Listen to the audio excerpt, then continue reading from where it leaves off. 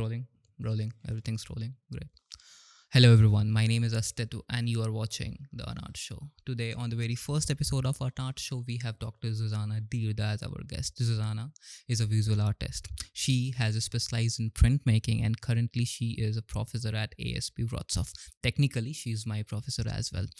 On this episode with Zuzzana, I talked a lot about printmaking, different techniques of printmaking, and a lot about her projects and her personal life as well. So let's get to the episode and let's see what Zuzzana has to say.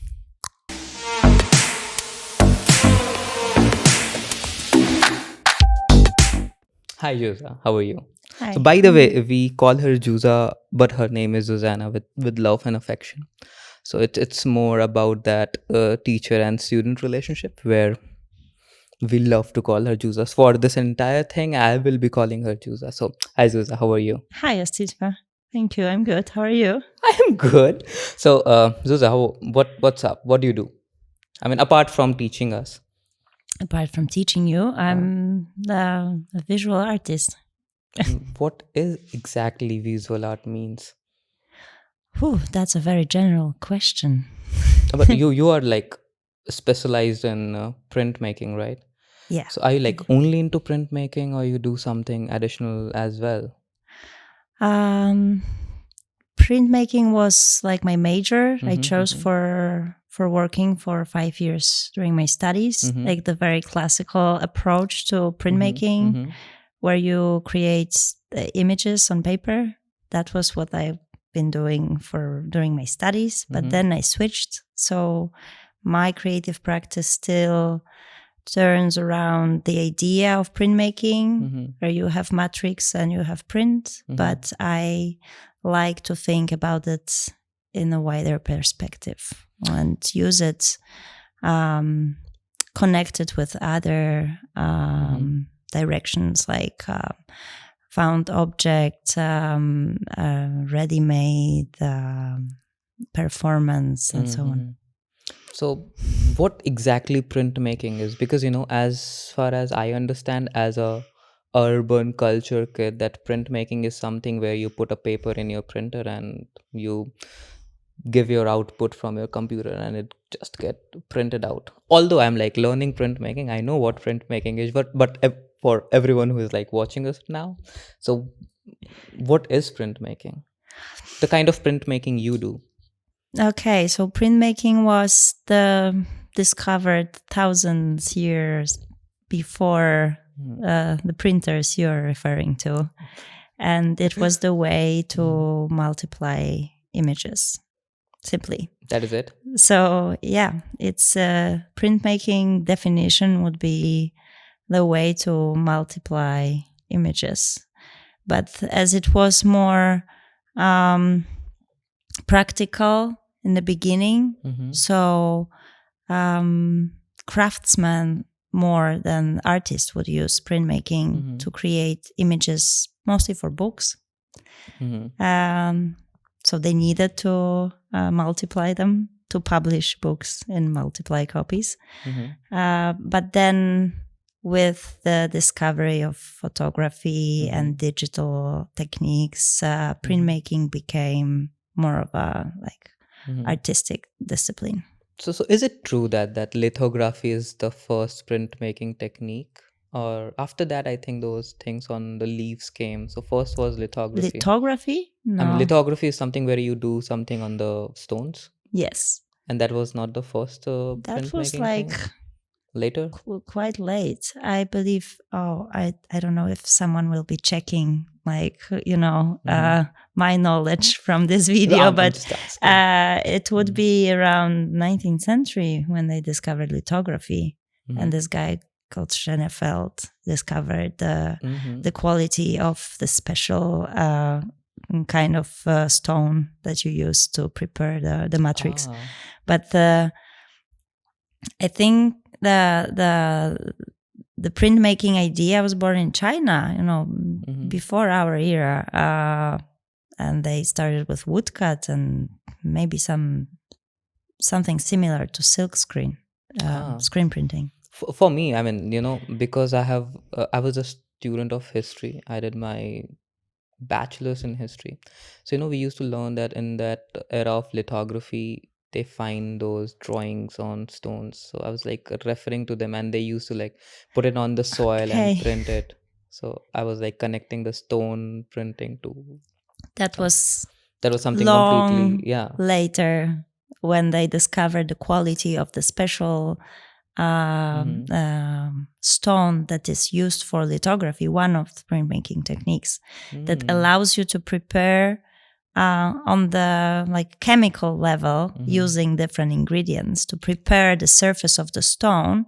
So the drawing or the painting that you prepare on its surface, it's possible to make multiple prints out of it, and using special presses, chemicals as well. Chemicals first to prepare the surface, and then a special kind of press where you have pressure to print it. It's really hard to explain what printmaking is when you've never seen it or never seen how it's done. I really always have problems, like sitting with my friends, having a beer, and they ask me, but in fact, what you do? And the simplest answer would be that I prepare kind of a stamp. I mean, this is how I explain it.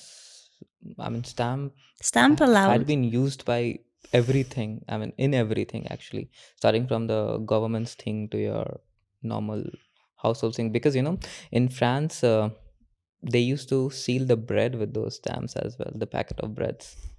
So yeah, what kind of printmaking techniques you are into? I mean, you like for example, I really liked equating. I mean, I do not know much about it, but I started with linocut, and then linocut was quite boring for me because you have to like sit and do that thing whole day, and then you do a print, and you never know that it's gonna work out for you or not. For me, equating was really interesting because it's not only about how you create it, it's also about the chemistry, the timing, the amount of pressure you put, the kind of color you use, the kind of paper you use, what to do with the paper. Are you gonna put it in the water or not? Are you like keeping it as it is? So for me, that overall just understanding equating was like 3 months. And probably I follow you on Instagram. I saw all your posts, and you are into like I think last project you did was linocut, and you created that chest thing, which was like really interesting for me. So what is still not finished? It's not finished yet? No, I thought it's finished. It was in Argentina, right? Yes, the matrix, it's finished. And the whole performative thing, it's done, but I still need to work on the documentation, which is always the hardest part for me because it's not related directly to printmaking. It's like the post-production of the project to make it possible to exhibit it or to show it to the audience. And usually I ask other people for help. So this is also something some people might not be aware of, that artists usually they don't work just on their own. They collaborate for different parts of their project. So it's not like one man sitting in the studio and painting but for some people it's exactly how it is. But yeah, but in like contemporary art world, it's more about collaboration and using your skills in the parts of the projects where you have your expertise, but with the other parts you need other people to help you. So the last project I did during my residency in Argentina. But I just want to tell everyone that she is someone who has done residencies in most of the good art schools around the world. I think you have traveled a lot of countries. As far as I know about you, like you have done a lot. How old are you, Zuza, by the way? I will turn 35 this year. I really want to do as much as you have done when I will be 35. I'm like, I really want to do all these residencies and stuff. It's like really fun. I check those out on your Instagram and Facebook. I mean, amazing. But for that, I think one should have like that much of knowledge as well. Anyway, I'm gaining it. So yeah, you were telling about your last project, which is that chest thing. But you're asking me about techniques. Yeah. So I really like relief printing techniques. So what you're calling lino cut or wood cut, and you said it really needs a lot of patience, but to me it's like meditation. So you get it yourself in the kind of like meditating mood while cutting. But my images, they're not they're not picturing, they're not realistic images where you have to be very focused on details. It's more expressive way of cutting. So you can switch off your mind for some time while cutting. So I really like it. But it's not about the technique. It's about like using a proper tools, so techniques as well for that would work for your project. It's the same with all. I mean, everything starts with an idea. That is what you're talking about. But so I mean, what I have experienced is I like a certain idea, then I definitely want to create those idea or ideate it in a proper channel which I like. I mean, if I have a X idea, and that X idea would look good with printmaking, and if I'm not good with printmaking, I will try that X idea that I try to do it with photography or something else. Generally, I mean, for me it really works out. I mean, do you think this practice is like good? Because I'm in a very beginning of my career, and it's not good, but I try to find shortcuts and comfort zones where I can, like, for example, with camera I'm like really comfortable, uh, and with other stuff, like as I said, that lino cut thing, not at all. I mean, I think I have just done 2 or 3 lino cut metrics and I was like, done, I cannot do it. And it's not everything is for everyone. You need to find the fields where you feel comfortable and you feel pleased by doing something. For artists, it's very important to feel the satisfaction and the pleasure of the act of creating something, because the process is important as much as the final result. And if you struggle,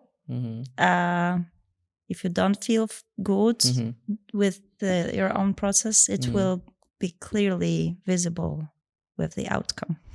That is true. That I have experienced a lot. That is also true. Of course, you might face some difficulties within your creative process. But I mean, when you are forcing yourself to do something from the beginning and you struggle and struggle and struggle, because, for example, you chose the tools that are not you're not familiar with or you don't feel comfortable with, then it will be visible with the outcome.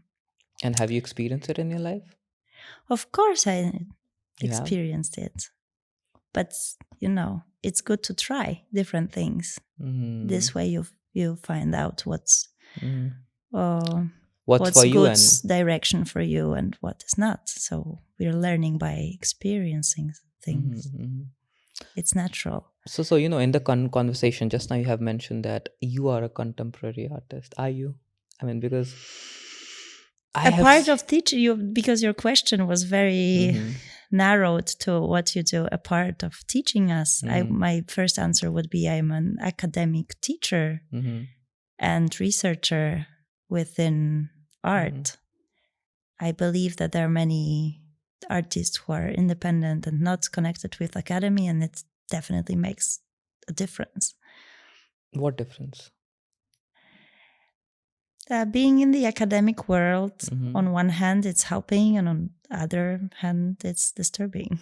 Okay, so how is it helping? You get access to amazing tools, like the infrastructure of university, to all the connections with other academic centers around the world that allowed me to travel a lot and to learn a lot from other people. And it puts you in a group of creative people, like a safe environment for the creative process. Because, I don't know how to edit my video. I will go to one of my colleagues from the new media department, and they will just help me or, explain or recommend someone who can do it for me. and so on. It's like a safe zone. But on the other hand, we have, and obviously meeting young people. Are you not young? I am, but I'm teaching people younger than me. No, you're also teaching people older than you. Of course, but most of you students are younger than me. Are we amazing? Of course. It's amazing to be. I recently talked about it with my grandma, actually, who used to be a teacher in high school, chemistry. Very serious. Chemistry? Yes. And you also use a part of chemistry in your printmaking thing, no? Yeah. And she understands, like, we talked about this kind of satisfaction and being in the loop of what is going on in the world, because you hear things and you see things, information passed by the younger generation. So it allows you to stay kind of open-minded for new things that are going on. Because when I talk to my parents or to my grandparents, they get their information from different sources. Yeah. I get my information from different sources, like any information about the world, about the culture, movies, exhibitions, artists, popular celebrities, and so on. So we have different sources of information about the world. And my students, they have different sources. So I get a part of the access to the contemporary world through my students. This is how I'm using my students. I also try to give as much as I can from my side, but I'm also taking something. Absolutely. It's a give and take relationship. I mean, I believe that any relationship is a very much into that perspective. Are you not into contemporary world at all? I mean, you just get information from your students. I mean, I know. I mean, I'm just scratching that wall down, because contemporary world is like really these days. It's like the buzzword that he's doing contemporary arts. Few decades back, it was like modern art, but now it's like this buzz thing is like buzzing around in our industry. Is it okay to call this industry? I mean, the art industry. I think I'm quite open and trying to be informed about the new things in the art world, because it's also like my professional obligation to be at that point. But I'm more referring to other things. Like, for my generation, Facebook is natural. And you're keep telling me that you saw something on my Instagram. In fact, these were my students a few years ago who said to me, "Zuzza, you don't have Instagram. You do not exist as a visual artist. Really, we will help you." And they said, "You really need Instagram." So I started the Instagram, but you can see that I'm not like posting every day. I have to force myself to do that. It's not natural for me, but it's maybe also part of my character.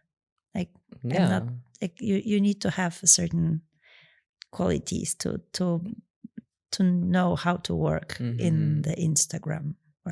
But I'm still there. But the TikTok, this is something that is I know what it is, but I do not visit that part of the virtual world. It's not for me. God. I'm sorry. So this means I'm older than you.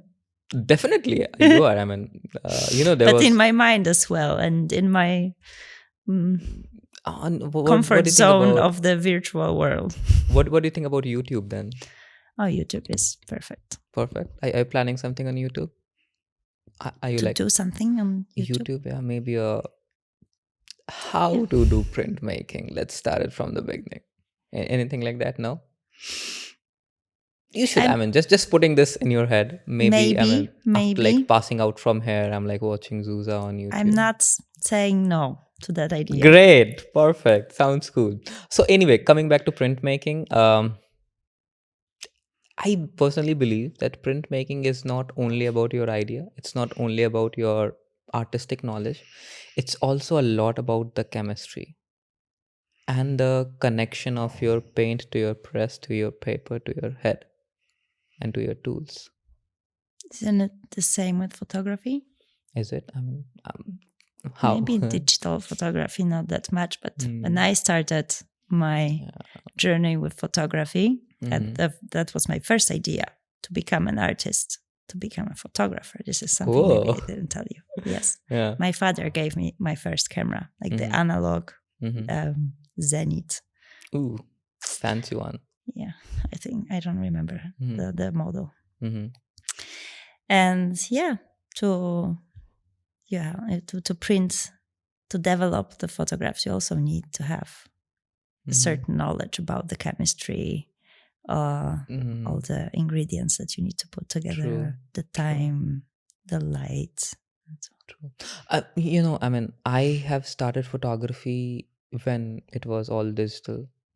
My first camera was a Canon 5D Mark IV, and from there I picked it. From there I started. So, I personally did not have chance to go to the lab and to like print those pictures which have been like captured on those rolls. It's there open. Maybe you should go and try. Yeah, I mean, for me, that graduate. Is definitely I would love to. I was planning last semester as well, but other studios were like too much fun. I was like, let's do these first, and then let's jump into something. And for me, it's like something which I'll be like doing it for the first time, because I have never done it. I really wanted to do it, but I have never done it. So anyways, talking about printmaking again. I mean, I want to talk about printmaking. Okay.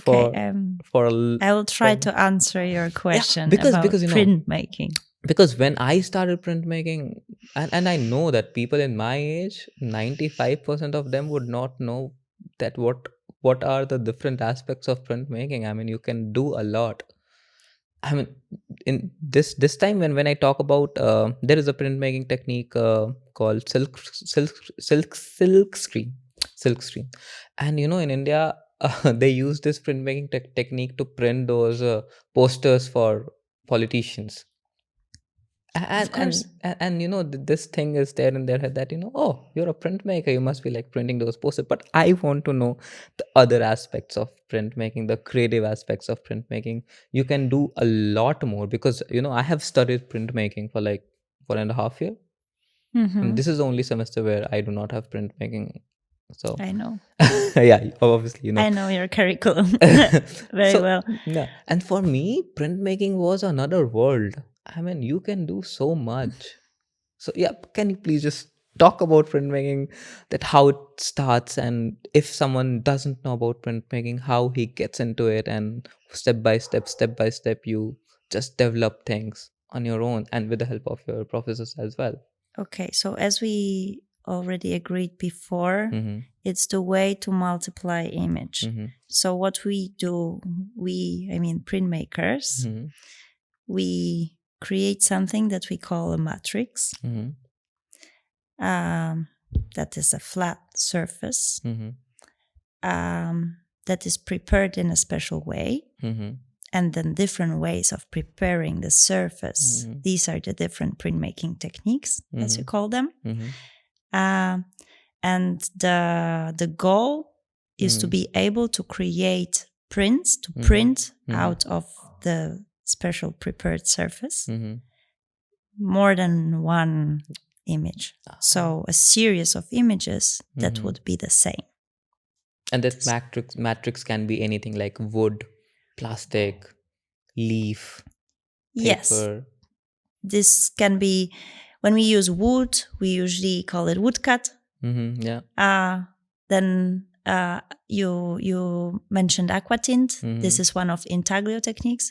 So the main division would be the relief print, where you cut out parts of the plate. The matrix. The matrix. We call it matrix, like the movie. And the upper part of the matrix is being printed. So you apply ink on the upper level, uncutted part of the plate of the matrix. The intaglio, this is called the relief printing. The intaglio is the opposite, and it's usually, in most cases, done on the metal plates. With our students, we use zinc plates because it's cheaper. But our professors, they use copper because it's better. It's a better material. that allows you to have more details and more resistant. For many reasons, they use copper, and this was used traditionally in the past as a material. But never mind. In the intaglio processes, you use different tools. It can be mechanical, like scratching on scratching the surface. But you can also use chemicals that you mentioned to help you to go inside the plate and to in the end to apply the ink to the lower surfaces, to the cut surfaces. But you already know. Yeah, I know. I'm like talking about all of these people. Okay. No? So just there is the third direction. And the silk screen or serigraphy. Serigraphy is cool. Serigraphy this is another name for it. Silk screen serigraphy. Oh, silk screen serigraphy. I'm like talking about serigraphy because in serigraphy or screen printing, they really call it different names, but it's all the same. This is the planigraphic printing. Sorry, what? Planigraphic. What is it? It's a flat. So you don't have an upper level of the matrix or lower level of the matrix that would be printed. It's the special way of preparing the surface itself, that is a flat surface, that allows you to multiply the image. This is the hardest to explain, not having like an example of being able to show how it's being done. It's really, really hard to explain the printmaking techniques just talking to someone. I'll just try to put those. The lithography we started with. Lithography is one of the hardest technique. The flat surface technique. So there is no upper level of the stone, lower level of the stone. There's just the surface of the stone. But by using different things like Arabic gum and other, it's complicated. But fun. Super fun. Time absorbing, but the result is very satisfying. Definitely. I will try to put the link of those printmaking techniques in the description, and I need to check the camera now. Just give me a sec.